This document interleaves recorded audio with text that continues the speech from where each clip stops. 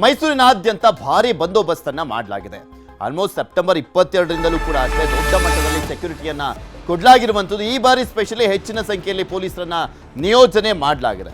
ಯಾಕೆಂದ್ರೆ ಇದುವರೆಗಿನ ದಾಖಲೆಯನ್ನ ಬ್ರೇಕ್ ಮಾಡಿರುವಂಥದ್ದು ಈ ಬಾರಿಯ ದಸರಾ. ಇಷ್ಟು ದಿನ ಜಸ್ಟ್ ಸ್ಟಾರ್ಟಿಂಗ್ ಒಂದು 5 ಡೇಸ್ ಅಲ್ಲೇ 4 ಲಕ್ಷ ಪ್ರವಾಸಿಗರು ಹೋಗ್ತಾ ಇದ್ರು ಮೈಸೂರಿಗೆ. ಆದರೆ ಈ ಬಾರಿ ಅದು ಹತ್ತತ್ರ 4,70,000 ಜನ ಹೋಗಿದ್ರು ಅಂದ್ರೆ ಆ ರೆಕಾರ್ಡ್ ಬ್ರೇಕ್ ಆಗಿದೆ ಸ್ಟಾರ್ಟಿಂಗ್ 5 ಡೇಸ್ ಅಲ್ಲೇನೆ.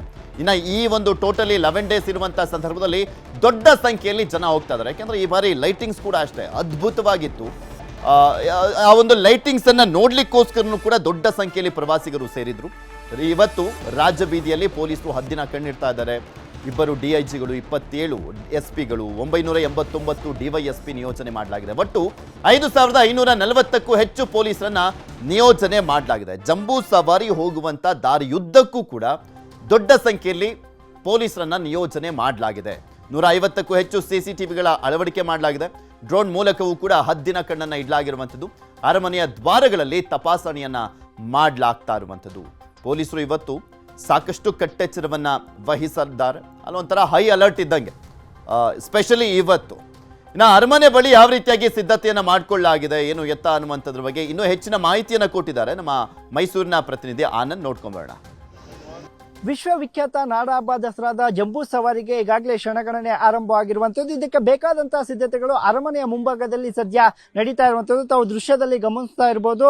ಏನು ಈಗಾಗಲೇ ಪೊಲೀಸರು ಅರಮನೆಯ ಸುತ್ತಲೂ ಕೂಡ ಬಿಗಿ ಪೊಲೀಸ್ ಬಂದೋಬಸ್ತನ್ನ ಮಾಡಿರುವಂಥದ್ದು. ಅಲ್ಲದೆ ಏನು ದಸರಾ ಜಂಬೂ ಸವಾರಿ ವೀಕ್ಷಣೆ ಮಾಡಲು ಬರುವಂತಹ VIPಗಳಿರ್ಬೋದು, VVIPಗಳಿರ್ಬೋದು, ಸಾರ್ವಜನಿಕರಿರ್ಬೋದು, ಎಲ್ಲರಿಗೂ ಸಹ ಬೇಕಾದಂಥ ರೀತಿಯಲ್ಲಿ ಆಸನದ ವ್ಯವಸ್ಥೆಯನ್ನ ಈಗಾಗಲೇ ಮಾಡಲಾಗಿರುವಂಥದ್ದು ತಾವು ಗಮನಿಸ್ತಾ ಇರ್ಬೋದು.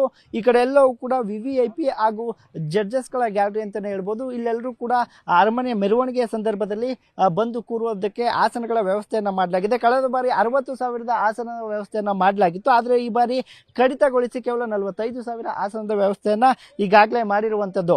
ಮತ್ತೊಂದು ಕಡೆ ಅಂದ್ರೆ ನಗರದ ಸುತ್ತಲೂ ಕೂಡ ಪೊಲೀಸರು ಒಟ್ಟು 6,300 ಪೊಲೀಸರನ್ನ ಹಾಕೊಳ್ಳಲಾಗಿದೆ. CCTV ಡ್ರೋನ್ ಸೇರಿದಂತೆ ಎಲ್ಲ ಬಿಗಿ ಬಂದೋಬಸ್ತ್ಗಳನ್ನು ಕೂಡ ಮಾಡಿರುವಂಥದ್ದು. ಅರಮನೆಯ ಸುತ್ತಲೂ ಕೂಡ CCTVಯನ್ನ ಹಾಕಲಾಗಿರುವಂಥದ್ದು. ಯಾವುದೇ ಅಹಿತಕರ ಘಟನೆ ಆಗಬಾರ್ದು ಅಂತೇಳಿ ಅದಕ್ಕೆ ಬೇಕಾದಂತಹ ವ್ಯವಸ್ಥೆಯನ್ನು ಕೂಡ ಮಾಡಲಾಗಿರುವಂಥದ್ದು. ಅಲ್ಲದೆ 1,000 ಹೋಮ್ ಗಾರ್ಡ್ಗಳನ್ನು ಕೂಡ ಈ ಭದ್ರತೆಗೆ ಬಳಸಿಕೊಳ್ಳಲಾಗಿದೆ. ಇದರ ಜೊತೆಗೆ ಏನು ಈಗಾಗಲೇ ಉತ್ಸವ ಮೂರ್ತಿ ಚಾಮುಂಡಿ ಬೆಟ್ಟದಿಂದ ಮೈಸೂರಿನ ಅರಮನೆಯತ್ತ ಸಾಗ್ತಾ ಇರುವಂಥದ್ದು. ಮತ್ತೊಂದು ಕಡೆ ಆನೆಗಳಿಗೆ ಬಣ್ಣ ಬಳಿಯುವ ಕಾರ್ಯ ಕೂಡ ಅಲ್ಲಿ ಸಾಗ್ತಾ ಇದೆ. ತಾವು ದೃಶ್ಯದಲ್ಲಿ ಗಮನಿಸ್ತಾ ಇದ್ದೀರಿ. ಕಮಾಂಡೋ ಪಡೆ ಏನಿದೆ ಅದು ಅರಮನೆಯ ಸುತ್ತಲೂ ಕೂಡ ಈಗಾಗಲೇ ಬರೋದಿಕ್ಕೆ ಬಂದೋಬಸ್ತನ್ನ ಕೊಡ್ಲಿಕ್ಕೆ ಈಗಾಗಲೇ ಅರಮನೆಗೆ ಎಂಟ್ರಿ ಕೊಟ್ಟಿರುವಂಥದ್ದು ದೃಶ್ಯದಲ್ಲಿ ಗಮನಿಸ್ತಾ ಇದ್ದೀರಿ. ಅವರು ತಮ್ಮ ಕೆಲಸ ಕಾರ್ಯಗಳಿಗೆ ಅಂದ್ರೆ ಈಗ ಅವ್ರನ್ನ ಯಾವ್ಯಾವ ಪಾಯಿಂಟ್ ನಲ್ಲಿ ನಿಯೋಜನೆ ಮಾಡಿದ್ದಾರೆ ಅಲ್ಲಿಗೆ ತೆರಳುತ್ತಾ ಇರುವಂತಹ ದೃಶ್ಯನ ತಾವು ಗಮನಿಸ್ತಾ ಇದ್ದೀರಿ. ಮತ್ತೊಂದು ಕಡೆ ಈ ಬಾರಿ ಅರಮನೆಯ ಸುತ್ತಲೂ ಕೂಡ 150ಕ್ಕೂ ಹೆಚ್ಚು CCTVಗಳನ್ನ ಅಳವಡಿಕೆ ಮಾಡಲಾಗಿದೆ. ಅಲ್ಲದೆ ಡ್ರೋನ್ ಕೂಡ ಅಳವಡಿಕೆ ಮಾಡಿರುವಂಥದ್ದು. ಇದನ್ನ ಹೊರತುಪಡಿಸಿಯೂ ಕೂಡ ಜಂಬೂ ಸವಾರಿ ಸಾಗುವಂತಹ ರಾಜ ಬೀದಿ ಅಂತ ನಾವು ಏನ್ ಕರಿತೀವಿ ಅಲ್ಲೂ ಸಹ ಬೇಕಾದಂದ್ರೆ ಮೈಸೂರಿನ ಕೋಟೆ ಆಂಜನೇಯ ಸ್ವಾಮಿ ದೇವಸ್ಥಾನ ಇರ್ಬೋದು, KR ಸರ್ಕಲ್ ಇರ್ಬೋದು, ಫೌಂಟೇನ್ ಸರ್ಕಲ್ ಇರ್ಬೋದು ಹಾಗೂ ಬನ್ನಿ ಮಂಟಪದವರೆಗೂ ಕೂಡ ಬೇಕಾದಂತ ಎಲ್ಲಾ ವ್ಯವಸ್ಥೆಗಳನ್ನು ಕೂಡ ಬಿಗಿ ಪೊಲೀಸ್ ಬಂದೋಬಸ್ತನ್ನು ಕೂಡ ಜಿಲ್ಲಾಡಳಿತ ಈಗಾಗಲೇ ಕೈಗೊಂಡಿರುವಂತದ್ದು. ಕ್ಯಾಮರಾ ಪರ್ಸನ್ ಶಿವಪ್ಪ ಜೊತೆ ಆನಂದ್ KS, ಮೈಸೂರು. ವಿಶ್ವವಿಖ್ಯಾತ ಮೈಸೂರು ದಸರಾ ಮಹೋತ್ಸವ ಕಳೆಕಟ್ಟಿರುವಂಥದ್ದು. ದಸರಾ ಪ್ರಮುಖ ಆಕರ್ಷಣೆ ಅಂದರೆ ಜಂಬೂ ಸವಾರಿ. ಅಂಬಾವಿಲಾಸ ಅರಮನೆಯಲ್ಲಿ ಜಂಬೂ ಸವಾರಿಗೆ ಸಕಲ ಸಿದ್ಧತೆಯನ್ನು ಮಾಡಿಕೊಳ್ಳಲಾಗ್ತಾ ಇದೆ. ದಸರಾ ಆನೆಗಳಿಗೆ ಕಲಾವಿದ ನಾಗಲಿಂಗಪ್ಪ ಅಲಂಕಾರವನ್ನು ಮಾಡ್ತಾ ಇದ್ದಾರೆ. ಗಂಡ ಬೇರುಂಡ, ಶಂಖ ಸೇರಿದಂತೆ ವಿವಿಧ ಕಲಾಕೃತಿಗಳ ಚಿತ್ರವನ್ನ ಬಿಡಿಸಲಾಗ್ತಾ ಇದೆ. ಭೀಮ, ಏಕಲವ್ಯ ಸೇರಿದಂತೆ ವಿವಿಧ ಆನೆಗಳಿಗೆ ಮೊದಲು ಅಲಂಕಾರ, ಮುಗಿದ ಬಳಿಕ ಕೊನೆಯದಾಗಿ ಕ್ಯಾಪ್ಟನ್ ಅಭಿಮನ್ಯುವಿಗೆ ಅಲಂಕಾರವನ್ನ ಮಾಡಲಾಗುತ್ತೆ. ಇದ್ರ ಬಗ್ಗೆ ಇನ್ನೂ ಹೆಚ್ಚಿನ ಮಾಹಿತಿಯನ್ನ ಕೊಟ್ಟಿದ್ದಾರೆ ನಮ್ಮ ಪ್ರತಿನಿಧಿ ಸುನಿಲ್. ನೋಡ್ಕೊಂಬೋಣ. ವಿಶ್ವವಿಖ್ಯಾತ ಮೈಸೂರು ದಸರಾ ಅಂತಂದ್ರೆ ಅದರಲ್ಲಿ ಪ್ರಮುಖ ಆಕರ್ಷಣೆ ಜಂಬೂ ಸವಾರಿ. ಈ ಜಂಬೂ ಸವಾರಿ ಮಾಡ್ಲಿಕ್ಕೆ ಆನೆಗಳಿಗೆ ಸಕಲ ತಯಾರಿಗಳನ್ನ ಮಾಡ್ಕೊಳ್ಳಾಗಿರುತ್ತೆ. ಹಾಗೆ ಅದಕ್ಕೆ ಅಲಂಕಾರಗಳನ್ನ ಕೂಡ ಮಾಡಲಾಗುವಂಥದ್ದು. ಈಗ ಮೈಸೂರು ಅರಮನೆಯ ಒಳಭಾಗದಲ್ಲಿ ಇದ್ದೀನಿ. ನೀವೀಗ ದೃಶ್ಯದಲ್ಲಿ ಗಮನಿಸಬಹುದು. ಆನೆಗಳಿಗೆ ಅಲಂಕಾರವನ್ನ ಮಾಡ್ತಾ ಇರುವಂಥದ್ದು.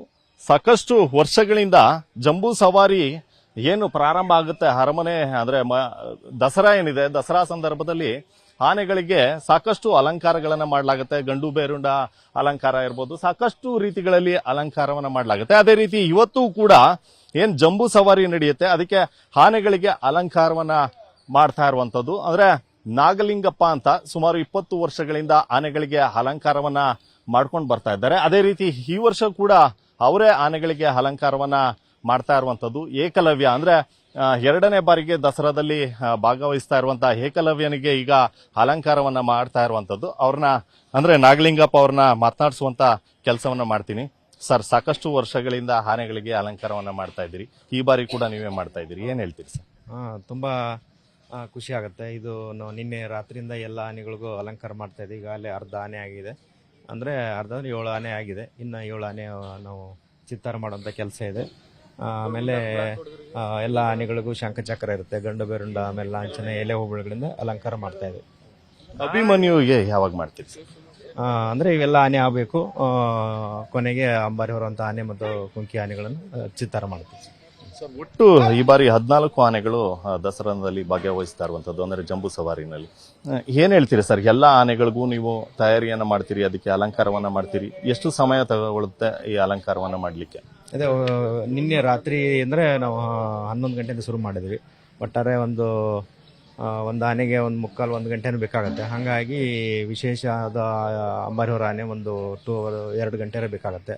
ಹಾಗಾಗಿ ಎಲ್ಲ ಆನೆಗೂ ಒಂದು ದಸರಾ ಅಂದರೆ ಜಂಬೂ ಸವಾರಿ ವಿಶೇಷ ನೀವು ಹೇಳಿದ್ರೆ ಅಲಂಕಾರಿಕವಾಗಿ ಗಾಂಭೀರ್ಯ ನಡೆಯಬೇಕಾರೆ ಆ ಚಿತ್ತ ವಿನ್ಯಾಸಗಳು ಗಾಂಭೀರ್ಯವಾಗಿ ಬಣ್ಣಗಳು ಮತ್ತು ನಮ್ಮ ನಕ್ಷೆಗಳು ಏನದಾವು ತುಂಬಾ ಅಲಂಕಾರಿಕವಾಗಿ ನೋಡೋರಿಗೆ ಬಹಳ ಚೆನ್ನಾಗಿರುತ್ತೆ. ಸಾಂಪ್ರದಾಯಿಕವಾಗಿ ಬಂದಂತ ಚಿತ್ರಗಳಿವೆಲ್ಲ, ಹಿಂಗಾಗಿ ಎಲ್ಲರಿಗೂ ಖುಷಿ ಆಗ್ತಾರೆ, ನಮಗೂ ಒಂದು ಖುಷಿ ಆಗುತ್ತೆ.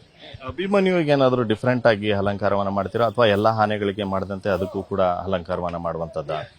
ಅದು ಸ್ವಲ್ಪ ವಿಶೇಷವಾದ ಹೇಳಿದ್ನಲ್ಲ ನಿಮಗೆ, ಒಂದು 2 ವರ್ಷ ಆಗುತ್ತೆ. ವಿಶೇಷ ಇನ್ನೂ ಚೆನ್ನಾಗಿ ಅಲಂಕಾರಿಕವಾಗಿ ವಿನ್ಯಾಸ ಏನಿರುತ್ತೋ ತುಂಬಾ ಗಾತ್ರ ತಕ್ಕನಾಗಿ ಒಳ್ಳೆ ಅಲಂಕಾರಿಕವಾಗಿ ಒಂದು ಬಣ್ಣ ಆಗಿರ್ಬೋದು, ಆಮೇಲೆ ಗಿಳಿ ಆಗಿರ್ಬೋದು, ಸ್ವಲ್ಪ ಏನಾರ ಬಿಳಿ ಚುಕ್ಕಿ ತಿಲಕಬ್ಬ ಇದು ಹಾಕುವಂಥದ್ದಾಗಿರ್ಬೋದು, ಒಳ್ಳೆ ಎದ್ದು ಕಾಣುವಾಗೆ ನಕ್ಷೆಗಳನ್ನ ಅದರ ಮೇಲೆ ಬರೆಯುವಂತ ಕೆಲಸ ಮಾಡ್ತೀವಿ. Thank you sir. ಇದು ನಾಗಲಿಂಗಪ್ಪ ಅವರು ಹೇಳ್ತಾ ಇರುವಂತದ್ದು. ಹಾಗೆ ಉಳಿದಂತಹ ಆನೆಗಳು ಕೂಡ ನೀವು ದೃಶ್ಯದಲ್ಲಿ ಗಮನಿಸಬಹುದು, ಉಳಿದಂತಹ ಆನೆಗಳು ಕೂಡ ಅಲಂಕಾರಕ್ಕಾಗಿ ಏನು ಸರದಿ ಸಾಲಿನಲ್ಲಿ ನಿಂತಿರುವಂತದ್ದು. ಸಾಕಷ್ಟು ಅಲಂಕಾರಗಳನ್ನ ಮಾಡಲಾಗುತ್ತೆ. ಗಂಡು ಬೇರಂಡ ಆಗ್ಬೋದು, ಶಂಖ ಆಗ್ಬೋದು, ನವಿಲಿನ ಚಿತ್ತಾರಗಳಾಗ್ಬೋದು, ಈ ರೀತಿ ಅಲಂಕಾರಗಳನ್ನ ಸಾಕಷ್ಟು ವರ್ಷಗಳಿಂದ ನಾಗಲಿಂಗಪ್ಪ ಅವರು ಮಾಡ್ಕೊಂಡು ಬರ್ತಾ ಇರುವಂತದ್ದು. ಒಟ್ಟು 14 ಆನೆಗಳು ಈ ಬಾರಿ ದಸರಾದಲ್ಲಿ ಭಾಗವಹಿಸಿರುವಂತದ್ದು. ಅದರಲ್ಲಿ ಅಭಿಮನ್ಯುವಿಗೆ ಸುಮಾರು 2 ಗಂಟೆಗಳ ಕಾಲ ಅಲಂಕಾರವನ್ನ ಮಾಡಲಾಗುತ್ತೆ ಅಂತ ನಾಗಲಿಂಗಪ್ಪ ಅವರು ಹೇಳ್ತಾ ಇರುವಂತದ್ದು. ಯಾಕಂದ್ರೆ ವಿಶೇಷವಾಗಿ ಏನು 6ನೇ ಬಾರಿಗೆ ಅಭಿಮನ್ಯು ಈ ಬಾರಿ ಅಂಬಾರಿಯನ್ನ ಹೊರುವಂತ ಕೆಲಸವನ್ನ ಮಾಡ್ತಾ ಇರುವಂತದ್ದು. ಹೀಗಾಗಿ ವಿಶೇಷವಾಗಿ 2 ಗಂಟೆಗಳ ಕಾಲ ಅಭಿಮನ್ಯುವಿಗೆ ಅಲಂಕಾರವನ್ನ ಮಾಡುವಂತ ಕೆಲಸವನ್ನ ಮಾಡಲಾಗುತ್ತೆ.